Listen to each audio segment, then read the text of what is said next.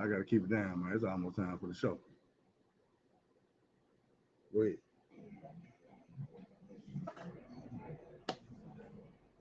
Starting the camera up. Man, it's episode 1. We're gonna do the introduction. Tell y'all about my whole life, really, but I'm gonna get done started on this prison time. This story here gonna be about my TOH, my test of heart. When I first got to the penitentiary, you know they're gonna test the nigga, so they had to test me. The way we gonna do this, I'm gonna tell you this story, then I'm gonna back it up to the county jail because I did 2 years in the county before I went and did my years in the penitentiary. So I'm gonna give y'all this story, just an introduction, then we're gonna go back to the county. So basically, when I get to the penitentiary, I'm 19, getting ready to turn 20. So now let me take it back. I just turned 20. I had just turned 20 a few months back. I got out of diagnostic. It was around Christmas time, New Year's and shit. So I got the Varner unit. I'm like 20 years old, you know what I'm saying? For me, it was different. Like all the stories you hear about motherfuckers coming through and the cat calls, and I ain't getting none of this shit. Thing about it is, like I told you, I did 2 years in the county jail. So a lot of motherfuckers in the prison system already knew who the fuck I was. You know what I'm saying? These niggas knew me. They knew my affiliation. They knew some of my background. They knew some of the demos I did in the county jail. So it was like I came through here and motherfucker was just on my ass right now. Motherfucker like, nigga, that's Phil. By the way, it's Uncle Phil. So I'm a diagnostic, and like I say, everything for me is basically smooth. I'm not really having no problem. People know what I am, you know what I'm saying, man. But I'm gonna also tell y'all like this. I'm not gonna sugarcoat the shit. I was green to the motherfucker. Now I was straight in the streets. I was straight in the county. But that's because I learned the ways of the county. When I got to prison, it's a little bit different. Well, it's a lot big different. It's a lot motherfucking different. But I got in that motherfucker and I was green to the motherfucking pool table. Twice as square. You feel? So, you know what I'm saying? When you first get in the prison system in Arkansas, you start out, you got 4 levels of class, but you start out class 2, but you in the field. Either you class 2 or you class 3. Either way it go.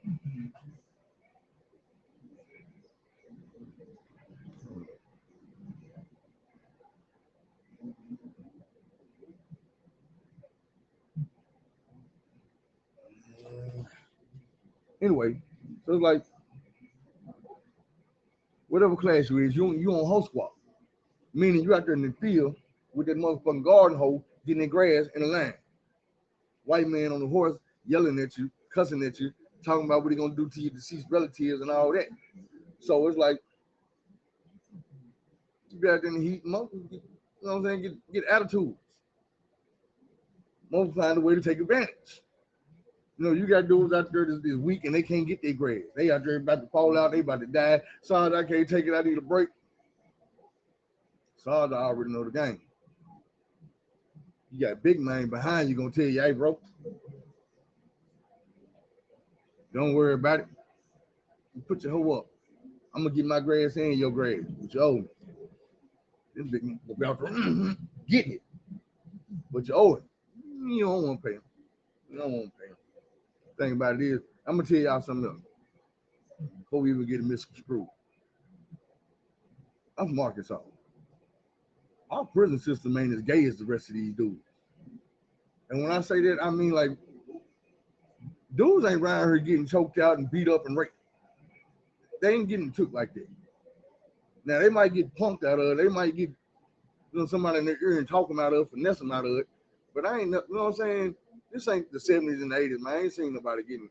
And I'm gonna keep it real with you. Like, I got some stories. I'm gonna tell you about some dudes that got their manhood took, went out bad, but it ain't like, you know what I'm saying, what you be hearing with some of these other dudes. I'm gonna give you that real. I ain't gonna give you just no entertainment. See, my side, I'm gonna break it down from what I went through. I'm not gonna tell you no tough guy stories. I'm gonna break it down, let you know exactly what I went through. I'm gonna let you know how I was feeling, what my point of view on everything was. A lot of this shit, man, I listen to a lot of people's prison stories. I've never heard nobody break it down to make you understand what the hell they was really going through. They just tell you the story and let you figure it out. Now I'm gonna break it down for you. Listen to me. So I'm in this prison, like to me, like I'm saying, I'm a gang member, so I'm already established in what I do. I did a couple years on lock already in the county, so I'm, in my head, I'm straight round here. Nigga ain't telling me nothing. Then I had a big man, I had a little man complex. I was 150 pounds. Right now I'm 200 and like 38, 37, something like that. But it's a big difference. So like I'm saying, I always thought I was tough, but it wasn't no thing about being tough. No thing about being tough. It was a thing about being smart, about being able to peep stuff. So what happened with me was, like I say, I'm straight. I'm moving around, you know what I'm saying? I'm going to the store. I ain't worried about nobody taking my stuff. I ain't worried about none of this over here, no playing with me. But thing about this, even though these might not play with you, the people that's affiliated with you still want to know where your heart at. What you gonna do when it's time to ride? Is you gonna stand up? Is you gonna fold? You gonna get on down? You gonna catch that dough? Is you gonna tell? You gonna push that metal? What you gonna do? And they could always ask you. But one thing you're gonna learn in prison is a mouth will say anything. I promise you it will. A mouth will say anything. So on this particular day, we on host squad, and they tell us, they like, look, man, some of the cats that been here for a minute, some of the OGs, the vets, are like, man, it's Friday, man. We gonna put together a spread tonight. At this point, I'm not even knowing what a spread is. I'm not even knowing what a spread is. A spread is when you go together with your food, you know what I'm saying? Your noodles and shit, your chips, summer sausage, all this, you know what I'm saying? You put that together with the cheese and cheese crackers and, you know what I'm saying? Chili and noodles, you know what I'm saying? All that. And it's gonna be good when you're done with it. In prison, it's the best thing you're gonna get. That ain't free world. So it's like, when I tell you, it amazed me because we got back to the barracks. In old school, them they get busting down noodles. I'm telling you, when I tell you they busting down noodles, I'm talking about, man, they must have bust down like 10 packs of noodles. This to feed the whole barracks. There's probably like 70, 80 people in here. 10 packs of noodles. I'm like, I thought you said you're gonna feed everybody. I ain't fuck with everybody, you know what I'm saying? Everybody, they get to making this shit and pushing this shit up, heating the water up over here and more. And it's Friday, we got a movie call tonight. So we're like, okay, we chilling out, go hit the shower and shit. Hit the shower, fighting around. I'm looking good and shit. Boom. They call child call. Ain't nobody going because old school them hooking it up over here. We finna see what that about. As I'm learning, these noodles done blew the fuck up, and now it's looking like, okay, everybody might get to eat. But ain't nobody going to chop. They be the whole bird. So we like, shit, hey. I'm thinking to myself, man, nigga, this ain't like no prison shit I never heard of, nigga. We ain't do this in the county jail, none of this shit, nigga. And I'm like, it can't be no setup, nigga. You gonna try everybody at once, nigga? Hey, attention everybody, I want all my food back. Besides, it wasn't just a lot of motherfuckers putting in food. I don't remember, I probably put it in a bag of chips and noodles or something. I know I had money while I was in the job. I wasn't 50 motherfucker rich at first, but I would never goddamn eat the nigga that was in the bears that was just got money in nobody. You know what I'm saying? I was getting visits maybe once every 2 months or something like that. Shit. I get a letter every motherfucking 2 weeks. Cause I was getting money every 2 weeks. So I get a letter with my money. And then goddamn I was calling the house every Thursday. like clockwork. Smackdown go off, I'm hopping on the phone. So on this particular, like we eating everything, you know what I'm saying, everything, we good. Now, as far as it goes, I got to give you the breakdown. In Arkansas is like, okay, we go by, basically by area codes. We got 3 area codes. Central Arkansas, or 501. 501 area code. That's Little Rock, surrounding area. Pine Bluff, Hot Springs, Maumelle, Conway, Jacksonville, Northside, you know what I'm saying, Ben Bryant, all that good shit. So then you got 479, but they're not really 479. They're going to call themselves the NWA, Northwest Arkansas. You got the NEA, Northeast Arkansas. You got 501, and then you got the South, the dirty South, which is like Texarkana, El Dorado, Camden, this shit right here. This is why it's important, because when I'm in the barracks, it's 4 Crips in the barracks. Me and 3 niggas from the South. Now, I'm not knowing the politics of, that's what I'm saying when I say I'm green. I'm not knowing the politics of the penitentiary. I'm not knowing how this shit go. I'm not knowing these niggas ain't on no Crip shit. These niggas, well, in my mind, these niggas ain't on no Crip shit at the time the shit happened. They was on some South 501 shit. So I'm gonna break this shit down.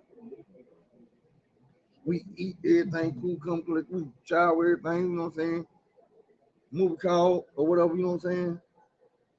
All 3 of these niggas, they huddled up downstairs. And the way the Bears is, at the time, I was at Barnum Unit. So it's like this middle floor. When you first walk through the door, this middle floor you on this level is the day room. Go to the side, you got the bathroom shit over there, the TV here, the TV on this side. Now, there's 2 stairways on each side of this day room. One go up, one go down. One go up, one go down. My cell is downstairs. So not my cell, we had an open bay. But when you go down these stairs on this side, you got the walkway, a rack on this side of the walkway, and the wall. A rack on this side of the walkway, a rack. Boom. The motherfucking stairs, walkway, a rack, the wall. But then coming this way, you got stairs, rack, on down, so forth, all the way back to the wall and the windows. When you come down these stairs, my rack is like the 3rd rack coming down this way. Now, the rest of the Crip niggas, one got a rack in front of me, one got a rack, you know what I'm saying, he got a rack in my head, one got a rack in my feet. The last one, his rack is across the walkway right here though, but we all right here. You know what I'm saying, we all right here. Boom. Now I'm paying dominoes or check on the chest or something, but these niggas is down here huddled up. I ain't really paying no attention to it. Like I say, and then I'm gonna keep in mind what you look. I ain't got this shit wrote out or nothing, you know what I'm saying? And it was 2000 something, 2002. So it was over 20 years ago. But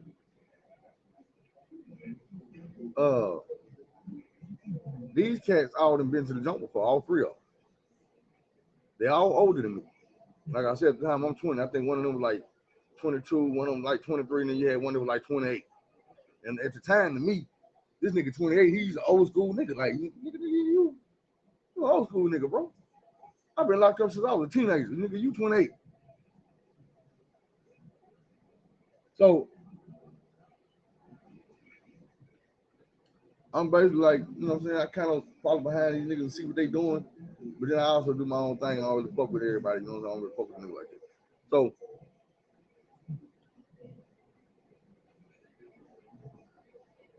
as they huddled up, I'm looking at them like, what the hell they doing?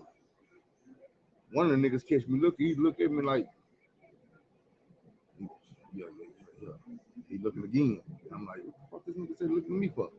He say something else to them niggas, but all 3 of them look at me like, and I'm like, fuck, man, these niggas talking about me.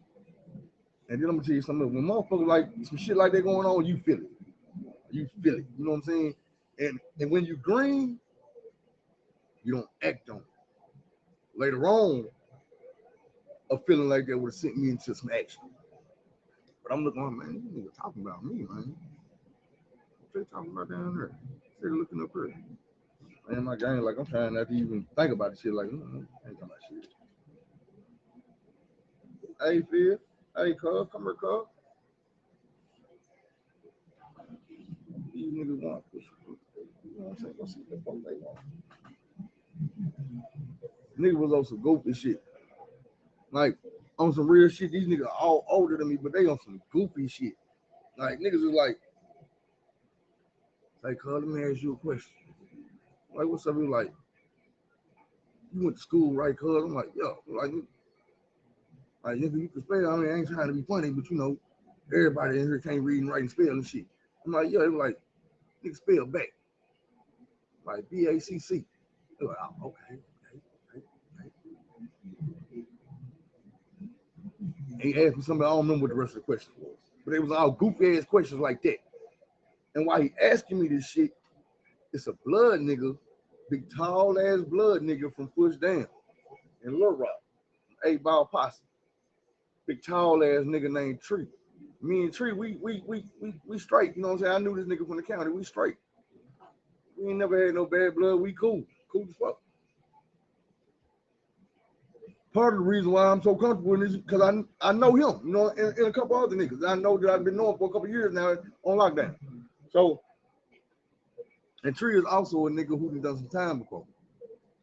So, and these niggas have done like 1, 2, 3 years, but they done all done time in prison. I ain't never been in prison. So, Tree looking at me like, yeah. Let them do you like that, Phil. Boy, they gonna treat you like a whole in the penitentiary, Phil. And you know, he really wasn't supposed to be telling me this shit.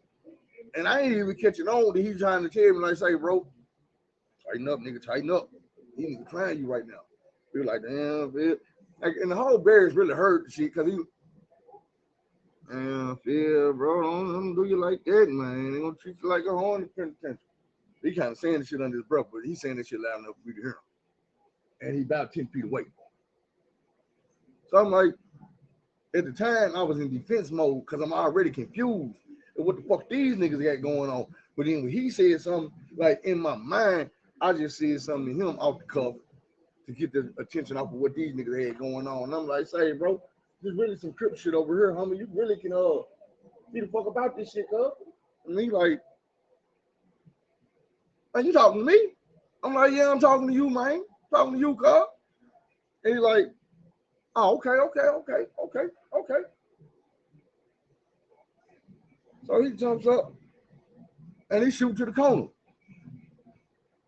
Now, just in case y'all don't know, you probably heard prison stories before. I'm saying this corner. Like I say, when you come through this front door, the first thing you're gonna see is this day room. You look over a little bit, like I said, you got the stairs gonna take you down. Now, when you go down, that wall over here, all the way back to the back wall is the corner. What happens in the corner is everything. The guard booth is over here, and it's split between two barriers. You can see a little bit this way like that, and a little bit this way. But the corner is right here. So unless you're coming all the way over here, getting out your seat and to look that way, back over towards the way, you can't see what's going on in that corner. So when it's time to fight, it's time to do something, you catch a motherfucker down in that corner, or you call a motherfucker there, man, they just gonna go down there. You ain't got to catch them. They just gonna go down like, nigga, let's get it. I'm already knowing this part. Nigga already told me, like, you call you to the corner, just go. It don't matter whether you win or lose. Go. So when this nigga go to the corner, he didn't say shit till he got to the corner. Come on, nigga, what's up? I said, oh shit, that ain't nothing but a thing, cuz. So I ran to the corner, and I ain't gonna lie. Blah! Blah, blah. I put them hands on him. I'm working him. Bow, bow, bow, bow, bow, bow. And I grabbed him. Picked him up, and this dude is tall. But when I grabbed him, I slammed him on the bed. But he got me in the headlock. So now I'm down here like this, but I'm hitting him in his ribs. And some type of way I done got loose. And when I got loose, I just jumped back like, what, nigga? What, nigga? Yo, nigga. So he jump up and don't say nothing. He slide off on up and run back up the stairs. His parents and shit, his bed is upstairs. So he shoot upstairs, they gonna shoot upstairs to the top chair. I'm like, yo. I'm thinking, you know, I'm Billy Badass, nigga. I didn't handle this shit. I'm sitting there like, yo. Now I'm looking at these niggas. I'm gonna head back over there to see what they got to say. I'm kind of hyped now. All of a sudden, man, that nigga come flying back down the stairs and catch the rest on part 2.